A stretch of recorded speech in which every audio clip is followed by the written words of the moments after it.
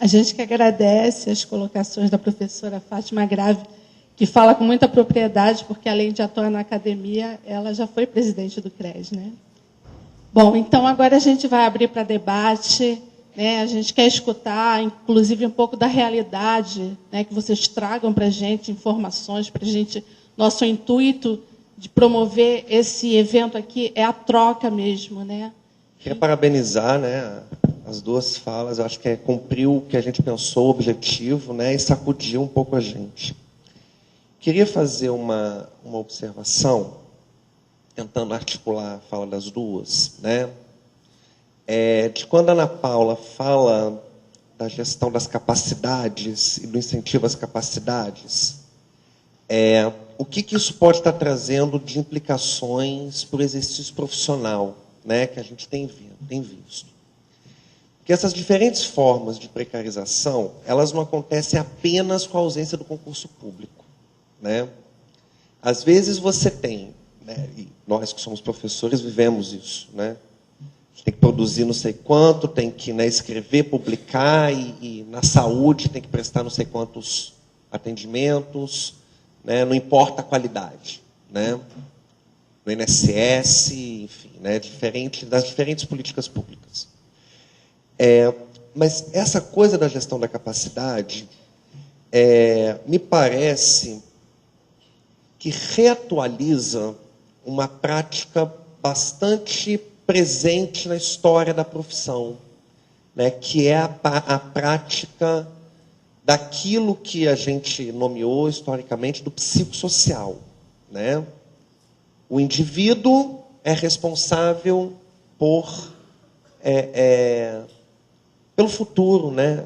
Na assistência, o povo fala chamar a porta de saída, né? A porta de saída que não existe, como bem a Ana Paula disse, né? Porque no dia que sair todo mundo, né, a linha da pobreza volta lá para baixo. Eu queria que vocês trabalhassem um pouco isso, né? Porque eu acho que a gente tem visto isso muito, muito presente, né? Essa necessidade do discurso das capacidades está vinculada a um discurso de controle da pobreza, de gestão e controle da pobreza, não é?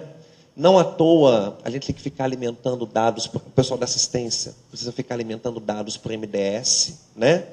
Para avaliar a situação de risco, né? E eu acho que esse conceito é um conceito muito intrigante, né? Porque reatualiza a ideia de quem é que coloca esta ordem em risco, né?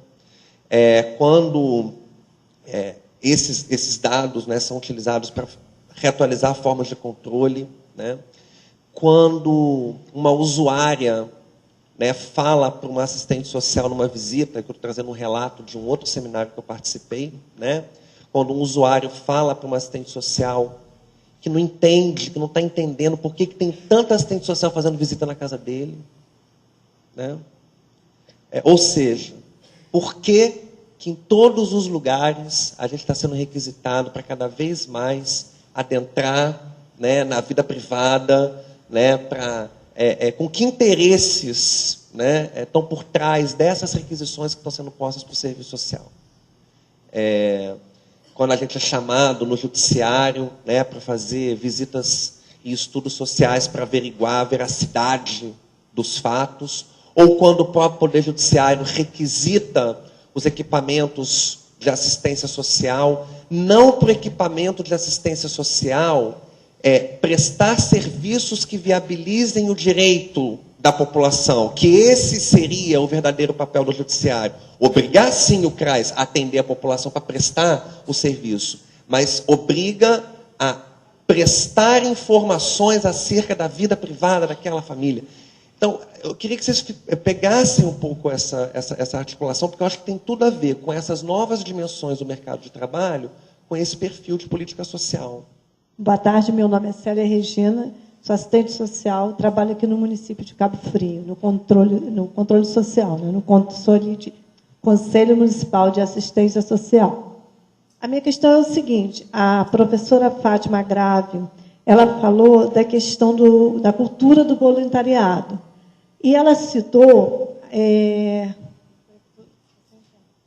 a precarização e terceirização, né? Será que nós não poderíamos inserir nessa questão o fator da refilantropização do serviço social? Porque o serviço social foi um movimento de conquista. Será que nós não estaríamos caminhando na contramão da história? Esse serviço social não estaria sendo refilantropizado, oferecido dessa forma, precarizado e terceirizado? Acho que também seria uma reflexão que a gente deveria fazer nessa tarde. Obrigada. Bom, eu vou fazer uma pergunta para a gente fechar um bloco e aí passar para as professoras responderem, né? Eu coordenei, junto com a Moara, a vice-presidente do CRES, uma sessão temática sobre empresa no Congresso Estadual, né, que ocorreu agora na UERJ.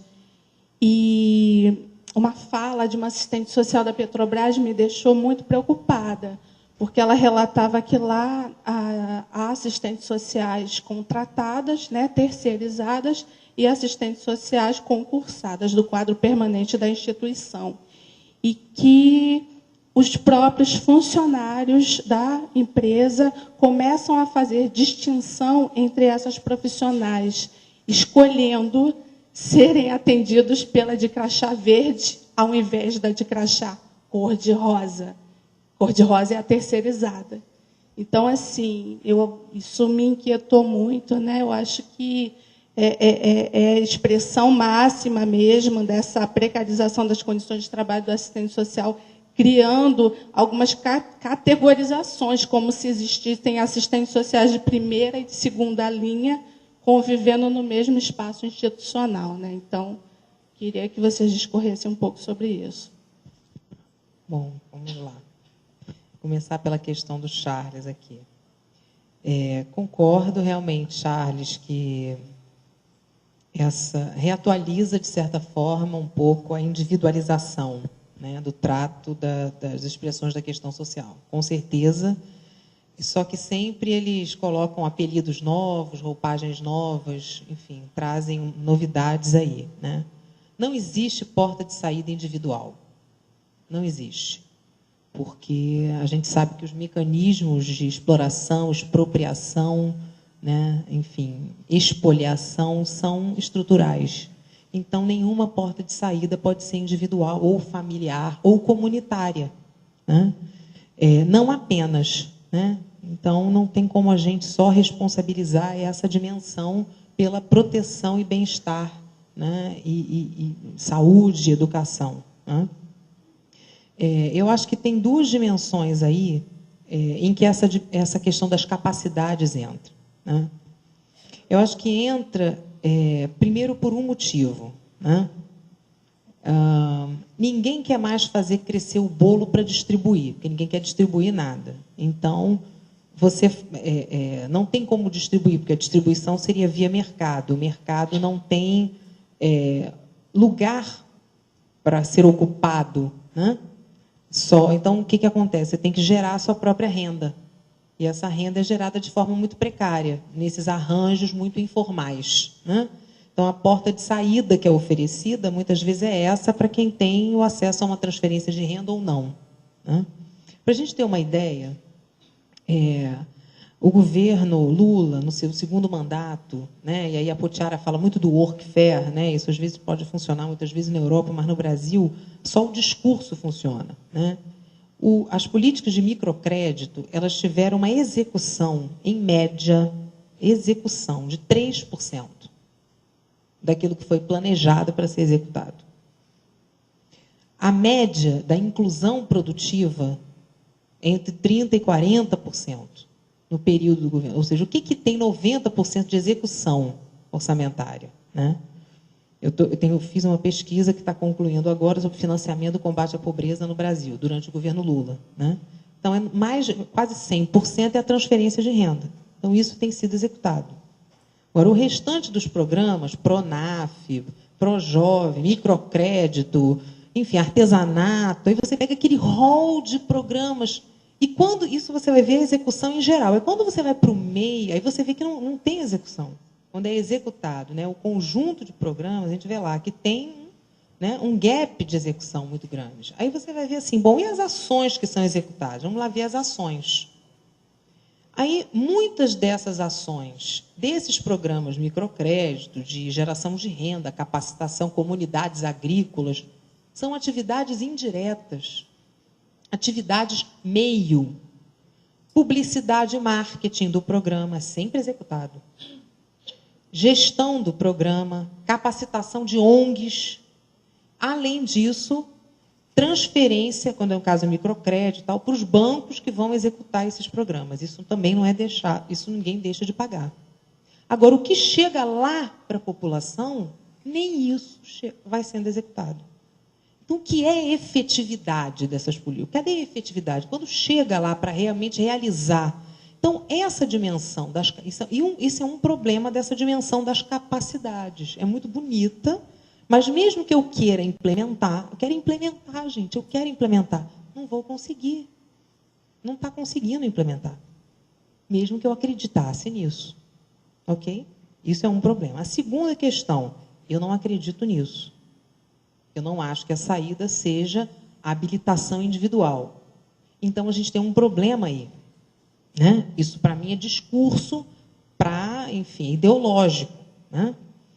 Para a gente ter uma ideia, para mim, isso serve para desconstruir direito. Né? Para enganar e para dizer que a gente tem direito humano, mas não tem. E aí eu queria dar só um exemplo, né, de como a gente tem transformado, né, as nossas políticas em controle das famílias trabalhadoras mais precárias, né, que seriam o que eles chamam de pobres. Em que contexto surgiu a Política Nacional de Assistência Social? Ela surgiu agora, no governo Lula, né, na conferência de 2004, e aí surge o SUAS. Né?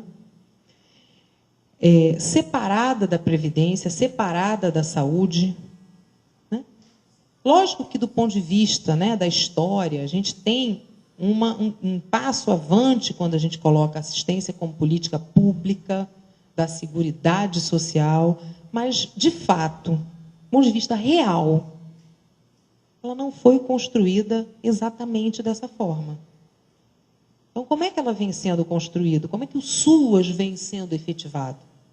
O que o CRAS tem sido... Por que o Lula botou o CRAS para funcionar e ampliou? Ele vem efetivando o Bolsa Família. A verdade é essa. Um CRAS em Bangu, lá no Rio, com 300 mil famílias, não pode fazer muito mais do que o CAD único e o controle do Bolsa. Não dá. Né? Então, assim, qual é a questão? Né? Então, se você for ver a definição de proteção social que está lá, não é a mesma definição de proteção social que tinha na LOAS. A definição passa a ser a capacitação da comunidade, a capacitação da família. Mudou o tom. A política não é a mesma que tem na LOAS. Por isso que a Dilma veio na Lei 12.435 de 2012, de 6 de junho, e muda. Depois, quem quiser maiores informações, eu tenho algumas publicações sobre isso. E assim, então tem que ver o contexto de construção, essas contradições que estão presentes na política. Né? Então, o que historicamente a gente tem como lição histórica, né, na construção de direitos? A assistência social, fora, sozinha, lei dos pobres, a experiência norte-americana, a assistência social não leva a nada, ela só alivia. É alívio da pobreza. O tempo todo as experiências históricas, desde Lyon, na França, em 1546, até as leis dos pobres na Inglaterra, até hoje, em qualquer lugar em que se tem assistência pura, separada de esquemas de saúde, previdência, habitação, enfim, não leva a nada. Só controle, alívio, enfim, só controle da massa barato. Então, o que a gente aprendeu com a história? Para que serve a gente estudar o welfare state, experiência beveridiana? Para a gente aprender que, historicamente, uma coisa que é possível elevar um pouco, né, de certa forma, a garantia de condições mínimas das necessidades materiais, que leva a gente a poder ter consciência para pensar, para resistir a essas... É a assistência dentro dos esquemas de proteção mais amplos, mais complexos, ligadas a outras políticas públicas. Então, enquanto a gente estiver pensando assistência, não leva a lugar nenhum. Né? Então, essa é uma questão que eu acho que dá para a gente... Né? E a questão dos contratos, né? Eu tinha algumas questões que eu trouxe aqui de reflexões da professora Yolanda Guerra, que eu acho que são interessantes. Quer dizer, que eu acho que as variadas modalidades de contratação dos serviços, elas reduzem a capacidade dos profissionais de se contrapor a essa lógica.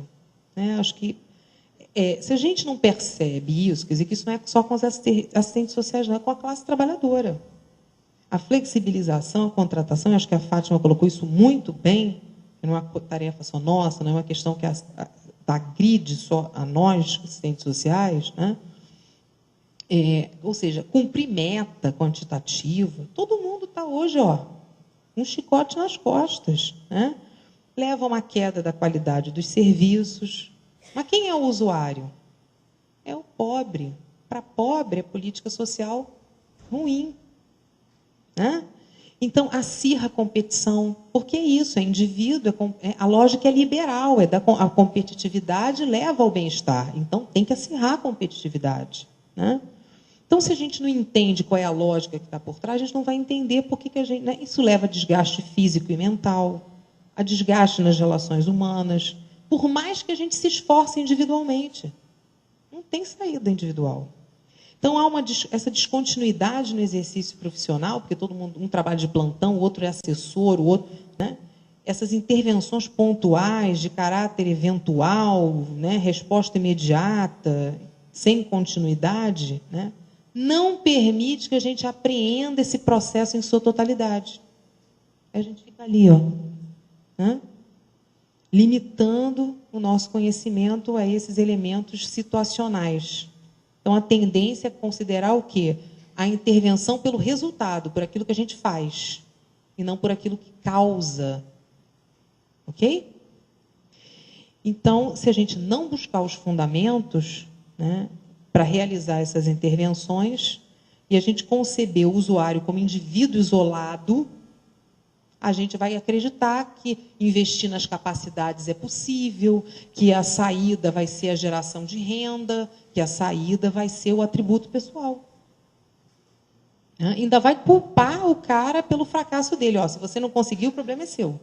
Eu te dei a vara, te dei o rio, e você não conseguiu o peixe, o problema é seu. Então, identifique. E se o cara se agita, é perigoso. Prende, entendeu? Mata, porque é criminoso. Aí o pobre vira perigoso, que é outra tendência que está aí. Por isso tem que controlar. Que se ele sai do padrão de comportamento civil, político e econômico que é esperado dele, que é ser uma unidade produtiva precária, pronto, prende. Tá? Enfim, por enquanto é isso.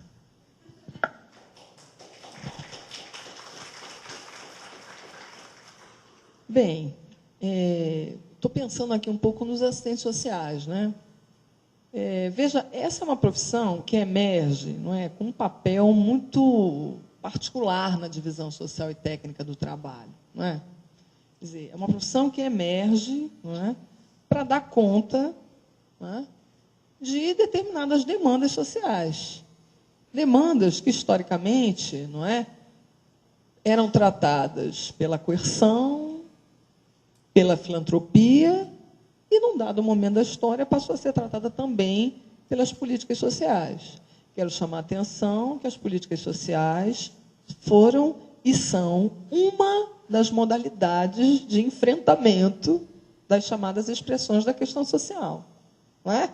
O fato de haver política social no Brasil e em outros lugares do mundo não significa que todas as ações vinculadas às entidades filantrópicas, bem como as ações dos organismos de segurança, né, tenham sido extintas. Né?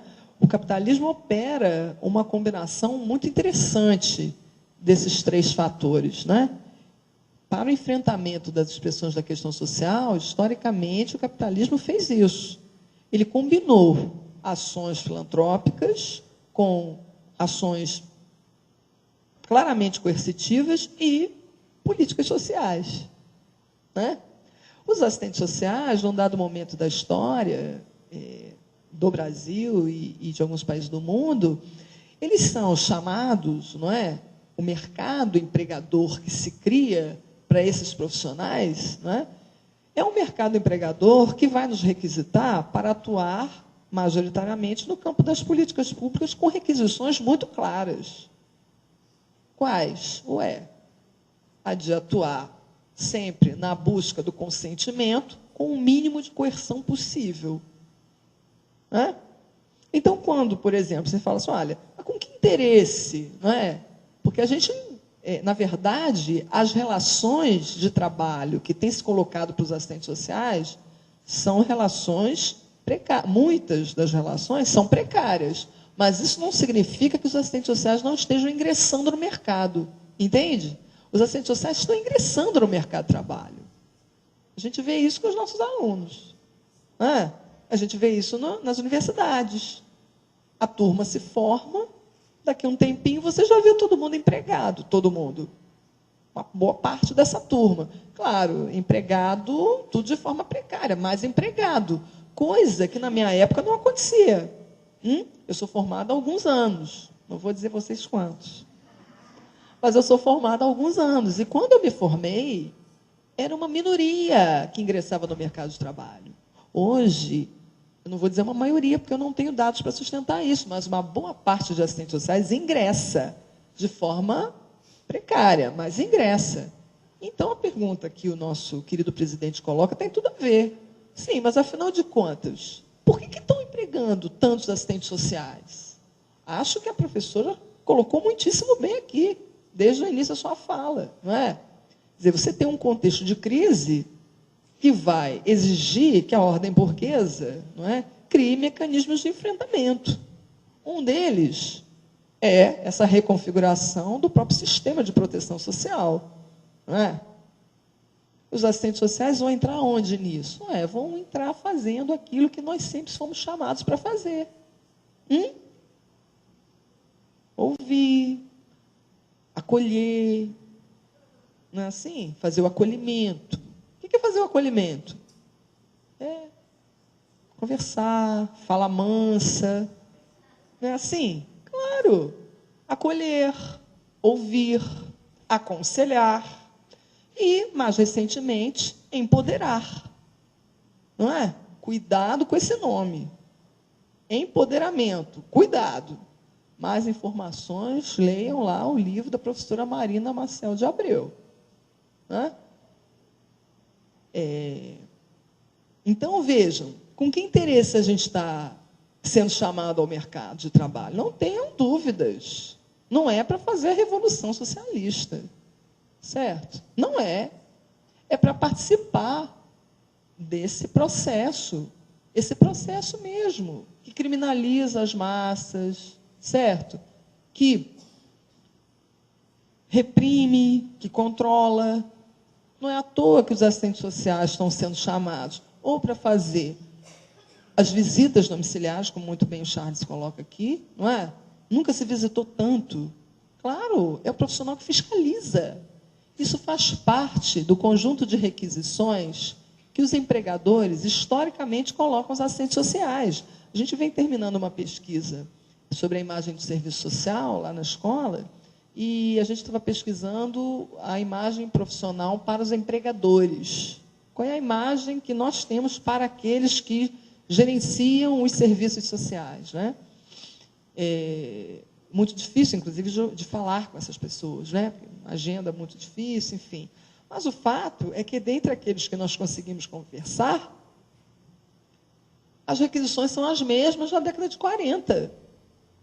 Interessante isso, não é? É claro que se coloca lá, olha, é importante que esse profissional conheça a informática, que ele saiba trabalhar sob pressão, que ele tenha bom relacionamento pessoal, ou seja, as mesmas requisições que se colocam de uma forma geral para os trabalhadores, né? Para os trabalhadores de uma forma geral, e também requisições que são colocadas historicamente para os assistentes sociais. Certo?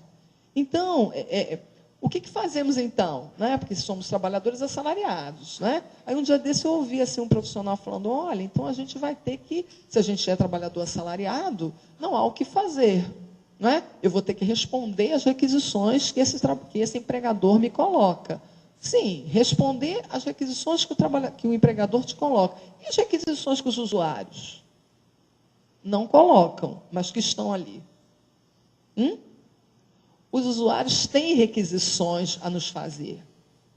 Cabe a nós identificar. Não são só as tais demandas implícitas, não é só isso, não. As requisições que os usuários põem aos assistentes sociais, aos psicólogos, aos terapeutas ocupacionais, aos trabalhadores de uma forma geral. Precisamos identificar isso, certo? Precisamos mostrar isso, inclusive, aos nossos gestores. Então, por exemplo, quando a gente pergunta, então, né, o que vai caber ao assistente social, o que se espera do assistente social é um profissional da coerção e do consenso. Certo? Da mesma forma que se colocava lá naquele livro que eu falei para vocês, Relações Sociais, e que a professora Marilda colocou isso em outras ocasiões, é nessa direção. E a tendência, não é? E a tendência que a própria política, o formato e a tendência que a própria política social vai se colocar, né? Com essa tendência, com esse formato, o que vai ser nos colocado? Cada vez mais a coerção mesmo. Trabalhar no sentido do controle, no sentido da fiscalização, no sentido de identificar, não é, onde está o usuário de crack, participar das internações compulsórias. Tem todo um movimento da nossa categoria na direção contrária. Por quê? Porque essa demanda já chegou a nós, não é? Então, claro, não é? Então, junto disso, uma outra coisa rápida que eu queria chamar a atenção, já com relação à questão da precarização, né? A precarização é das relações e das condições de trabalho, não é? Claro. E o que vai gerar isso, né? Sem dúvida alguma, trabalhadores de primeiro e segundo escalão, sim, é assim que vai aparecer, não é? Não é o que a gente concorda, mas é assim que aparece mesmo, não é? Quem é o contratado tem um prestígio dentro da instituição e quem não é tem outro. E veja bem, acho que o usuário, quando você dá o exemplo da Petrobras, veja, o usuário dos nossos serviços, ele pode não ter a noção exata do que acontece, mas ele tem a realidade diante de seus olhos, e a realidade grita, mesmo que ele não conheça o que está por trás.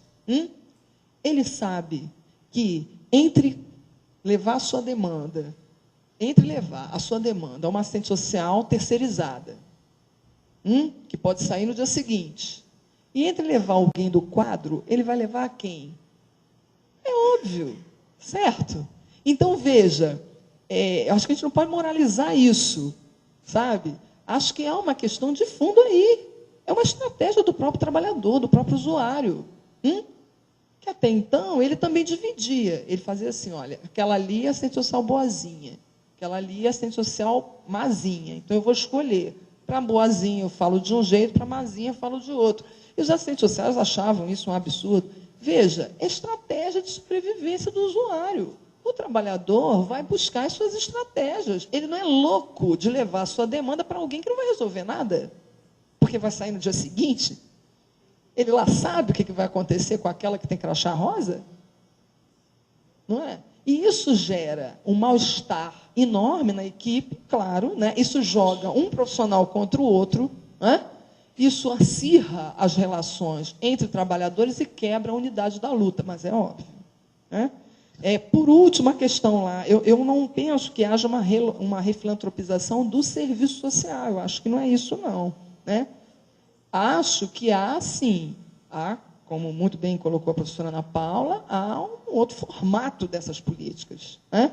Que vão combinar, não é, vários ingredientes na sua operacionalização cotidiana, não é? Vão combinar a coerção, vão combinar ações de filantropia, vão fazer parcerias com entidades filantrópicas, claro, não é?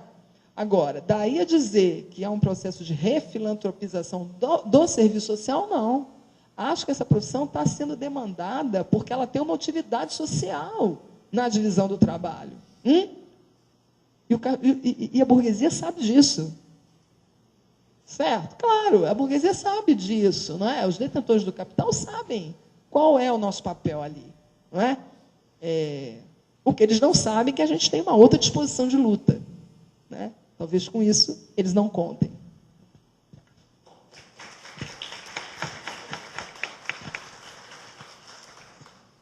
Alguém gostaria de fazer alguma pergunta? Boa tarde, quase boa noite, né? Quero parabenizar muito a fala da Ana Paula, a fala da Fátima também. Minha voz está sumindo um pouquinho, mas vamos lá. E pela riqueza, né, das colocações de vocês. Mas eu quero dizer assim, eu acho que vocês foram pontuando questões que, para mim, foi passando um mapa da região, né? Eu estou aqui na região, eu morava em Itaboraí, né, mas já trabalhava aqui, já estou aqui na Veiga há 4 anos e estou na região há 1 ano, né? Vou chegar a 1 ano aqui que eu estou na região. E aí, assim, uma questão que eu observo é que a gente fala muito mais de contratos e terceirizados do que assistentes sociais concursados, né? Esse é um fato na região. No exemplo, Cabo Frio não há concurso há mais de 10 anos. São Pedro está caminhando para isso também. Rio das Ostras, o último concurso foi cancelado, né? Quem tiver a condição de fazer todo o protocolo para conseguir o dinheiro de volta, consegue, né? Senão, não vai conseguir. A outra questão também é a mudança de gestão, que a gente tem uma clara ruptura do que está acontecendo na esfera governamental. A gente não tem uma continuidade dessa política, né? Até porque tem uma marca a ser registrada, né? E aí, assim, você tem uma mudança, por exemplo, de prefeito, você muda toda a equipe, né? E aí você rompe com todo o trabalho realizado e a gente vai esperar a possível continuidade desse prefeito para que a gente permaneça naquele lugar por mais 4 anos, né? E aí fica 8 anos. Né? E como isso faz parte do nosso dia a dia, da lógica, né, de muitas pessoas. Eu lembro que no período eleitoral, eu já estava aqui, uma pessoa falou, olha, eu não sei quem votar, mas vou votar no candidato X porque eu sei que eu vou conseguir uma receita. Né? Com o outro, eu não sei se eu vou conseguir isso. Então, querendo ou não, essa receita, para mim, é importante. Eu vou ter acesso à medicação. Né? E, assim, um outro aspecto que eu pensei, que, diferente de quem mora no Rio, as relações são muito próximas. O que eu faço aqui, logo vai repercutir em outras esferas. Né? Eu achei engraçado quando me disseram assim, você está aqui, Adriana, mas o prefeito pode estar almoçando na sua sala, pode fazer parte do teu convívio, o teu filho pode estar na mesma escola, né, do prefeito. Então, as relações são muito próximas. E uma coisa que eu fiquei impressionada, algo acontece, todo mundo sabe. Né? As notícias correm muito fácil. Né? E aí, assim, a importância da questão da indicação. Um outro fato que eu observei nesse tempo aqui, eu participei de uma capacitação, não vou dizer para que grupo específico, né, instituição, eram para assistentes sociais e psicólogos, e, assim, num determinado momento da fala, tinha a questão da violação dos direitos. Eu achei muito interessante a fala de uma assistente social, que ela falou o seguinte, do que nós estamos falando? Isso parece historinha conto, né? Um conto que a gente está abordando aqui, porque você fala em violação de quem eu estou atendendo, mas você esquece da violação dos meus direitos. E aí ela compartilhou que há 3 meses ela não recebia. E como aquilo mexeu na vida dela. Né? E assim, aí a gente perguntou o que aconteceu e tal. Ela falou, olha, houve a denúncia, foi o promotor, e aí a gente está esperando o que aconteceu nessa reunião. Né? Sentou todo mundo, o coordenador em questão estava presente. Quando foi perguntado, né, algum problema, algum questionamento em relação ao salário e tal, todo mundo disse que não, estava tudo certo. né? Não colocamos que não estávamos com um salário atrasado. E aí todo mundo parou naquele momento, né, por toda a nossa discussão e tal. E aí ela virou e falou assim: o que eu vou fazer? Se aquela é a minha possibilidade de trabalho. Se eu falo isso, eu perco, a região é pequena, eu não vou conseguir outro trabalho. Né? Então, todo mundo fez um acordo entre eles e ninguém deu continuidade. Né? Coloque as questões para o prefeito, as suas condições de trabalho, que não tem telefone para trabalhar, porque nem luz, né? Teve um período em algumas regiões que não tinha nem luz no espaço. Então, você trabalhava, todo mundo só na parte da tarde. Né? De segunda a sexta, só na parte da tarde. Às vezes, você tinha plantão, né? Você escalonava o teu trabalho. Né? Agora, uma coisa talvez seja pensar esse questionamento numa região mais ampla. Eu estou percebendo isso aqui. O questionar a relação, o tipo de trabalho que se desenvolve na região, parece que tem uma outra conotação, um outro peso na vida desse profissional. E aí vai perpassando, muito, Fátima, do que você foi colocando, dessa questão desse trabalho precarizado desse profissional na região. Né? Então, só queria estar pontuando essas questões para o debate. Obrigada. Na verdade, para complementar a fala da colega, já que a gente está falando da realidade aqui local da nossa região, enquanto representante do núcleo do CRES aqui na região, a gente tem visitado alguns municípios, quase todos, só falta Saquarema e Silva Jardim.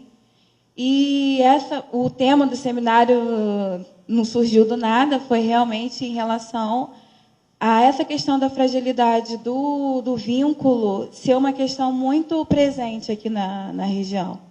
Né? E a colega falou, né, Cabo Frio, acho que é um dos municípios aqui na região que tem o maior quantitativo de assistentes sociais atuando nas políticas públicas. A gente tem 3 assistentes sociais concursados. Né? O município de Arraial do Cabo tem 1 assistente social concursada. Né? Então, assim, Araruama também tem 1 assistente social concursada. No universo, Araruama é um município de médio porte, Cabo Frio também, né, em média de 120 a 200 mil habitantes. Arraial é um município menor, que tem 22 mil habitantes. Então, a gente tem realidades diferentes aqui na região em termos de território, de quantidade, mas em relação à questão de condições de trabalho do assistente social, não se difere muito de um município para o outro. A questão política muito presente, ratifico o que a colega falou, a questão da descontinuidade na troca de governo, na troca de gestão, porque você muda a gestão, acaba mudando a equipe, o quadro, né? E a proximidade das relações, né, que implica também, né, na questão do posicionamento, às vezes, do profissional, que às vezes se sente, pela questão do vínculo, né, precário, acaba a gente num grupo, eu trabalho no município de Iguaba. Né, a gente, até um tempo atrás, éramos maioria em proporção concursado contratado. Hoje, nós somos minoria.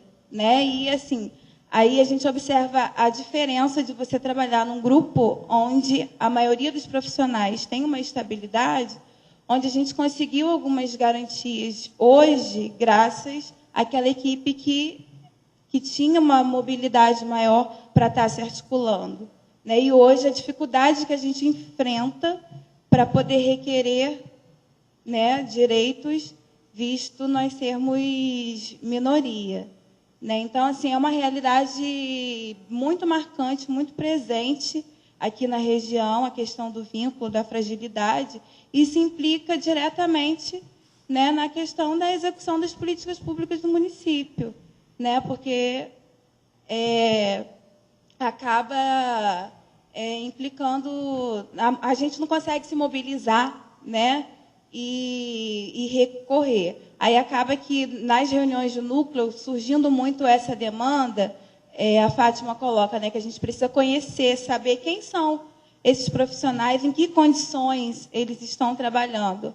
nós estamos elaborando um formulário para a gente estar nas reuniões do núcleo, estar mapeando, através dos representantes dos municípios, a gente descobrir quantos assistentes sociais atuam em cada município, qual município que possui plano de cargos e salários, quantos assistentes sociais são contratados, quantos são efetivos, para a gente poder ter uma noção. A gente tem uma noção ampla dos relatos, mas a gente não tem uma noção de pesquisa, né? Então, a gente está nesse movimento de mapear a região, porque acho que é importante para a gente começar a dar o primeiro passo em relação a qual é a demanda do assistente social aqui na nossa região, né? E tentar fazer também essa diferenciação, porque a gente, quando vai até os municípios, surge, né, essa demanda das questões de trabalho, das questões trabalhistas, né, e a dificuldade que tem o CRES,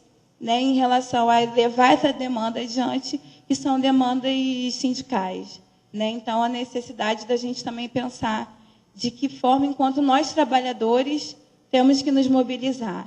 E de quem que é essa atribuição, né? Como a Fátima colocou, né? São dos partidos, são dos sindicatos, são das organizações da categoria, né? E até que ponto se organizar entre sindicatos de classe é funcional, visto que nós somos trabalhadores, né? E fica clara aquela colocação que você fez, né? A dificuldade que nós, assistentes sociais, temos de nos enxergar enquanto trabalhadores, né? E trabalhadores são aqueles que a gente trabalha no nosso dia a dia para garantir os direitos, e os nossos direitos aonde ficam, né?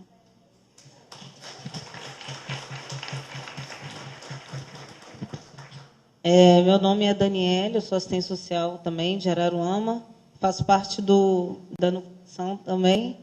E até só uma colocação, a colega não está aqui, mas ela já verbalizou umas 2 ou 3 vezes que ela é de Silva Jardim, é a Jane, e ela é concursada.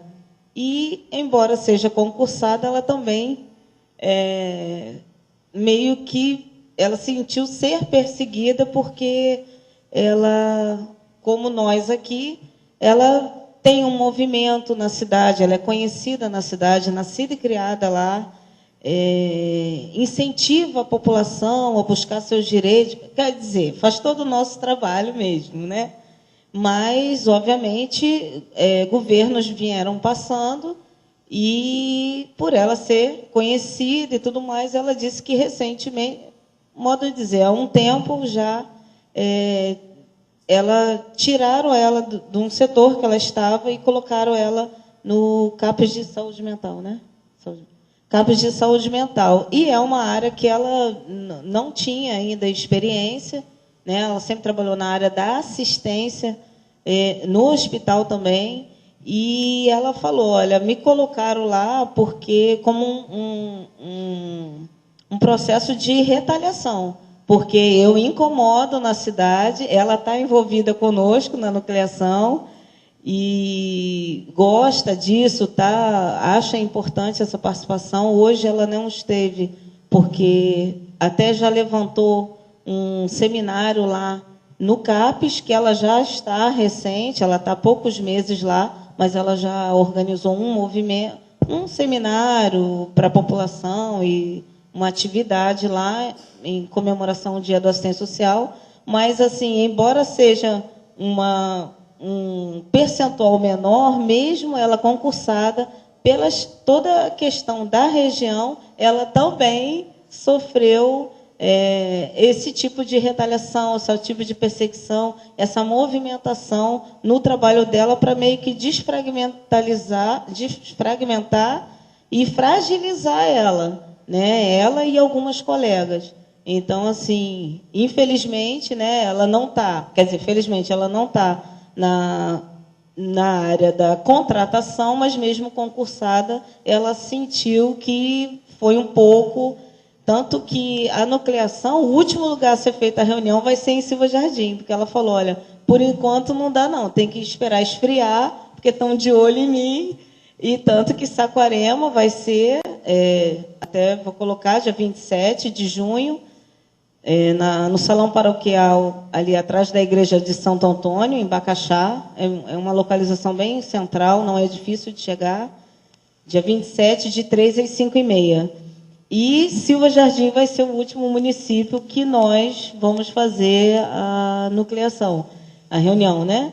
Então, ela falou, pelo amor de Deus, não faça agora, porque eu não estou num bom momento na cidade. Eu estou sendo vigiada e perseguida, e estou sentindo isso pela minha transferência da onde eu estava atuando, com os usuários, são conhecidos dela, vizinhos e tudo mais, sabem tudo da vida dela, ela sabe tudo, então é uma cidade muito pequena, mas que ela, de vez em quando, ela faz contato com o Eliberto, que é o assistente social do INSS de Araruama, então ela está sempre buscando fazer mesmo o trabalho, e isso tem incomodado bastante a própria gestão municipal, tanto dessa atual quanto das outras, ela sempre incomodou.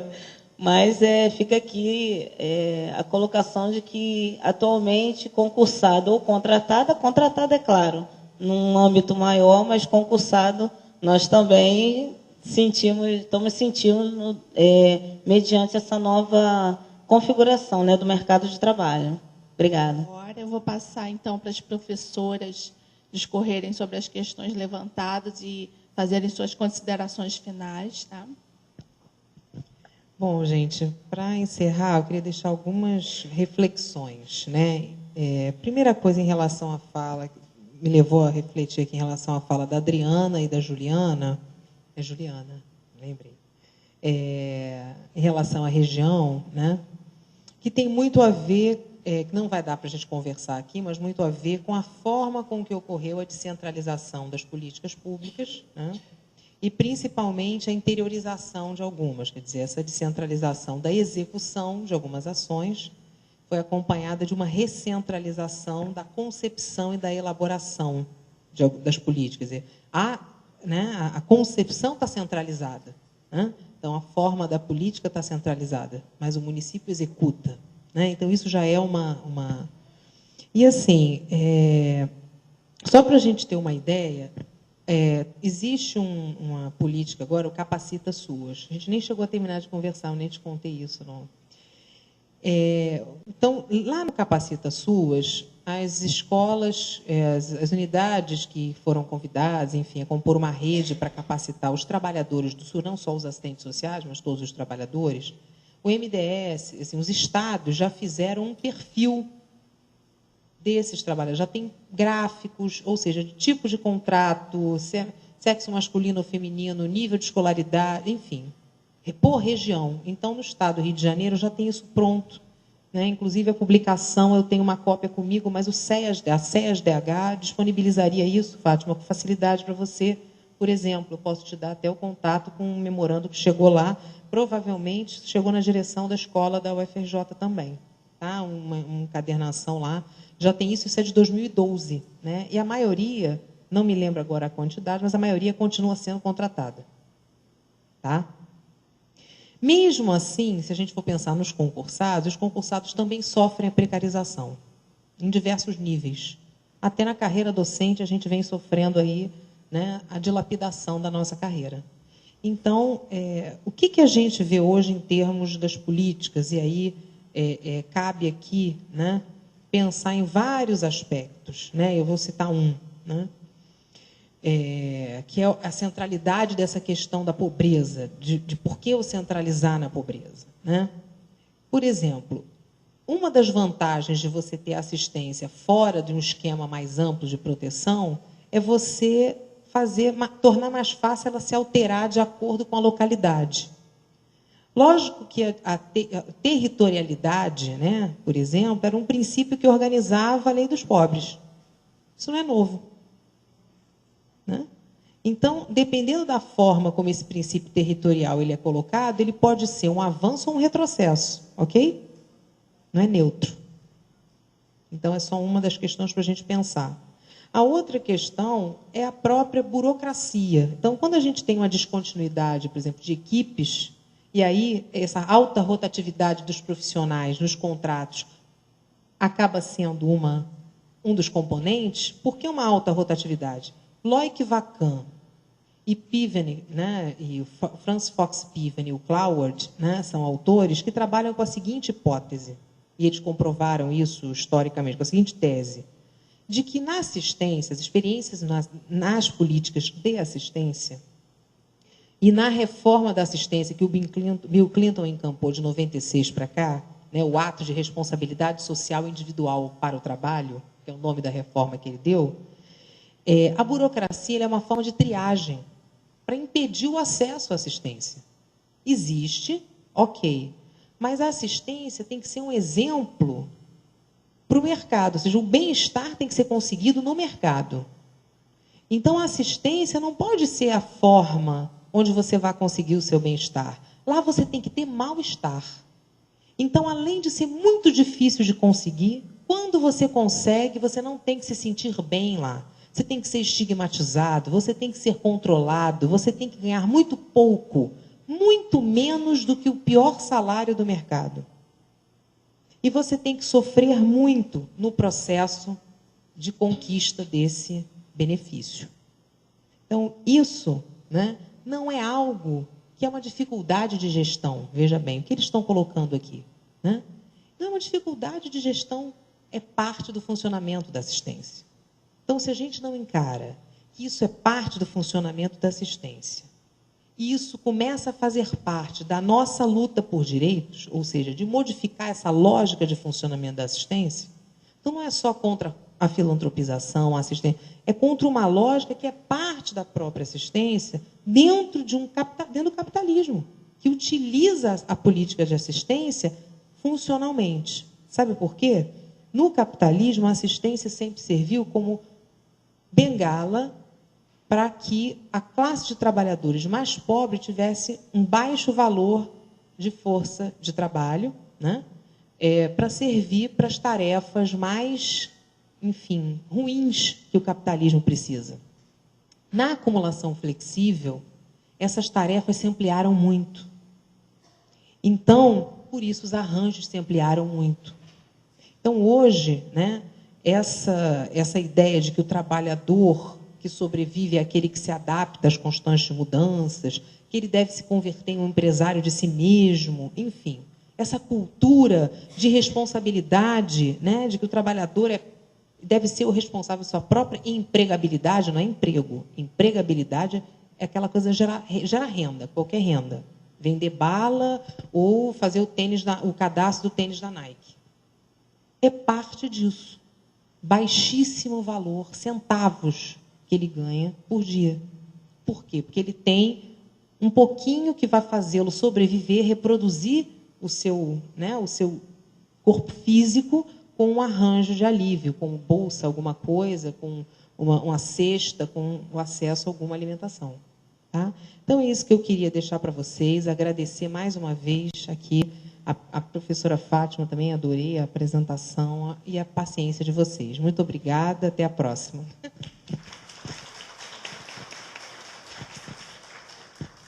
Bem, então, a questão que as colegas colocam, não é?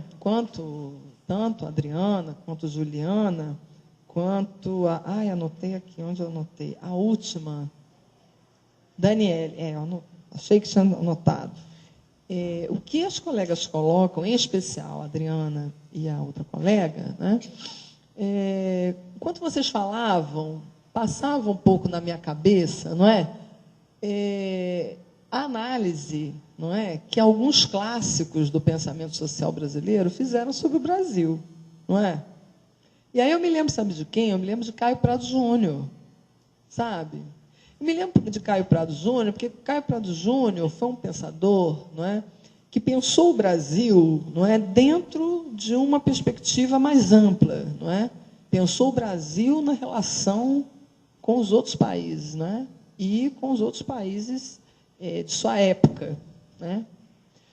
E aí o que o Caio Prado Júnior vai dizer? Olha, em todos os lugares em que o capitalismo se estabeleceu, não é? O capitalismo ele revolucionou uma série de aspectos, não é? Claro, né, o próprio Marx dizia isso. Se não fosse o capitalismo, não é, as estradas de ferro não teriam saído do papel. Lógico, não é? O capitalismo revolucionou várias coisas, vários processos, não é, no mundo. E a burguesia deteve também, por algum tempo, a missão revolucionária de fato, levar adiante as bandeiras da modernidade, não é, dos pensadores iluministas, enfim. Né? Então, o que o Caio Prado Júnior vai dizer? Olha, em todos os lugares onde o capitalismo se estabeleceu, revolucionando as estruturas, né, ele combinou estruturas novas, modernas, com arcaicas. Né?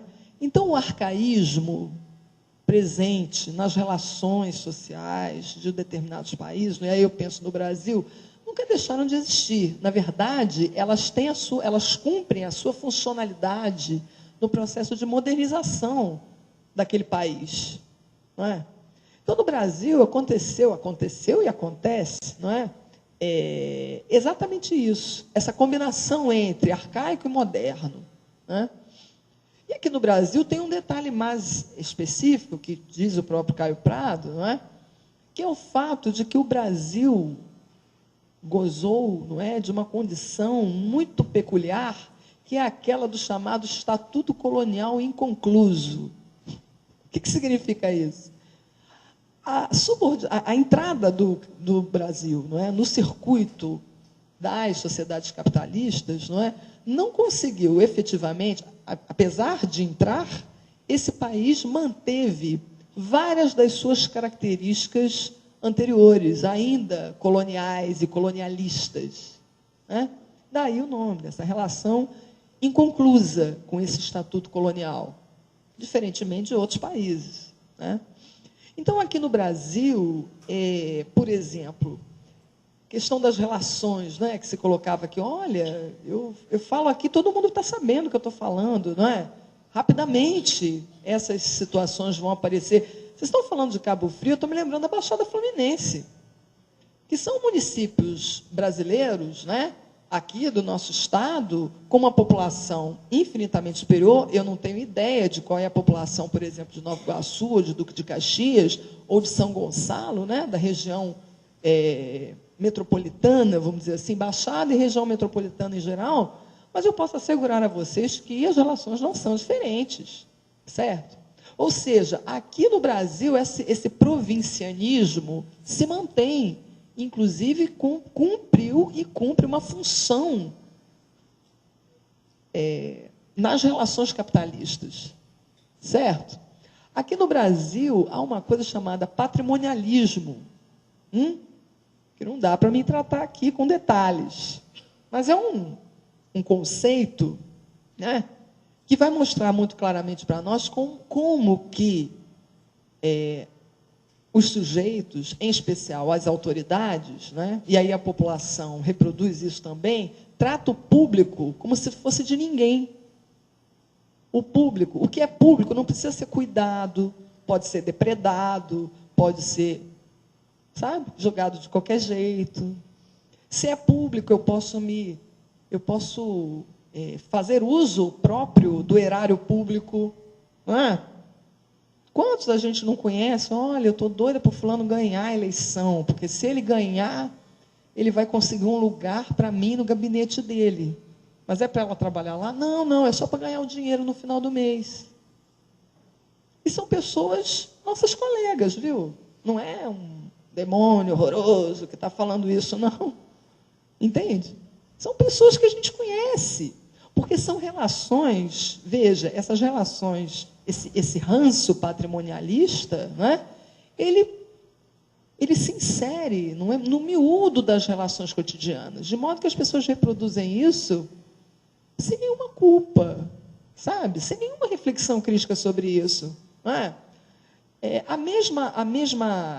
Um outro ponto desse processo, e eu não quero também me estender muito nisso, mas um outro ponto desse processo é o que o Robert Schwartz chama de ideologia do favor. A dificuldade das pessoas entenderem o que é direito. Olha que loucura. Nós somos uma profissão, Não é? Nós somos uma categoria, não é? Na verdade, não somos uma profissão, somos uma categoria profissional, né? Que, de uns tempos para cá, vem repetindo uma coisa que eu brinco com os meus alunos que parece um mantra. Quando a gente pergunta o que faz o assistente social, o que é o serviço social? Profissão que defende e garante direitos sociais. É um mantra, né? Agora, o que é direito? Não se sabe muito bem. A gente tem que estudar o que é direito, gente. Sabe?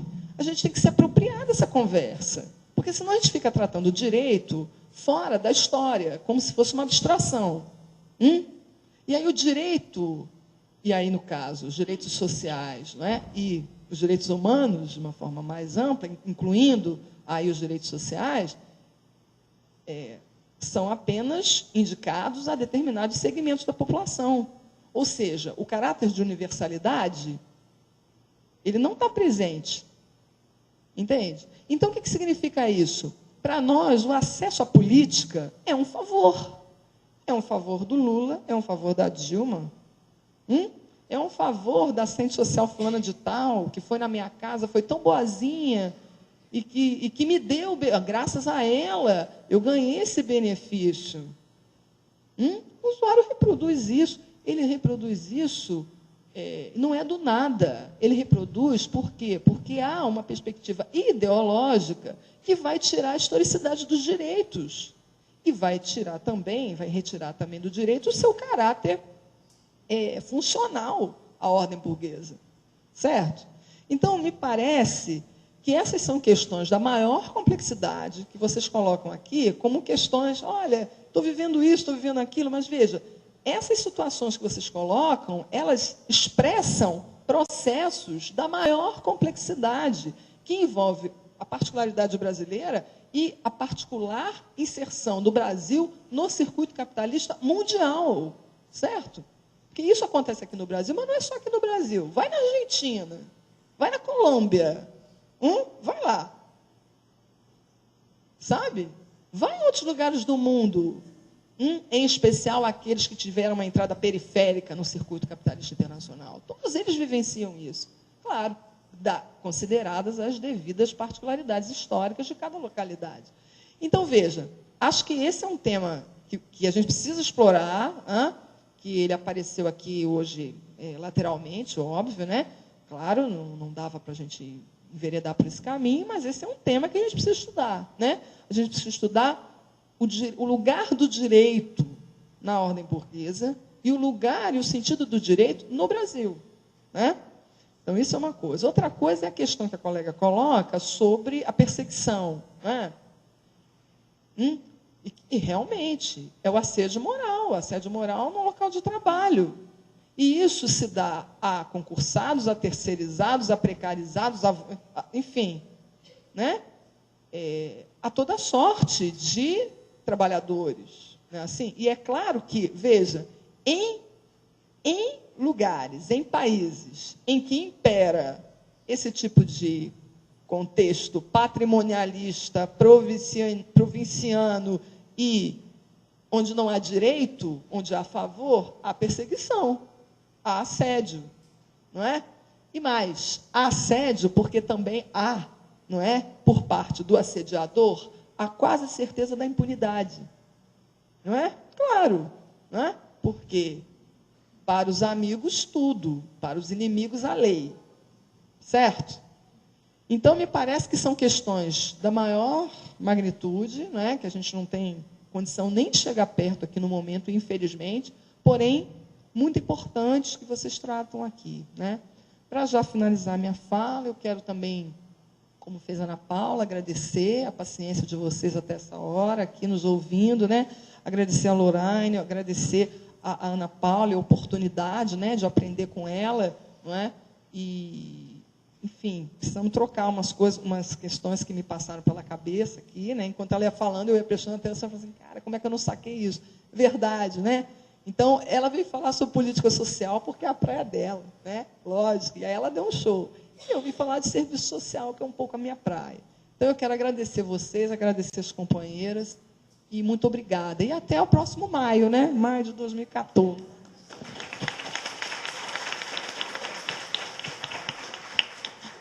Bom, gente, Eu acho que as falas aqui revelam a importância do fortalecimento, né, dos profissionais através de alianças, né? Só assim é que a gente vai conseguir superar os obstáculos. E um dos grandes instrumentos que a gente tem aqui na região dos Lagos é o núcleo. Bom, queria agradecer à Universidade Veiga de Almeida pela cessão do espaço, a coordenação do curso de Serviço Social e a professora Adriana pelo apoio, a disponibilidade das palestrantes, né, que trouxeram contribuições muito valiosas para a nossa tarde de hoje, e a todos vocês que prestigiaram o nosso evento. Muito obrigada.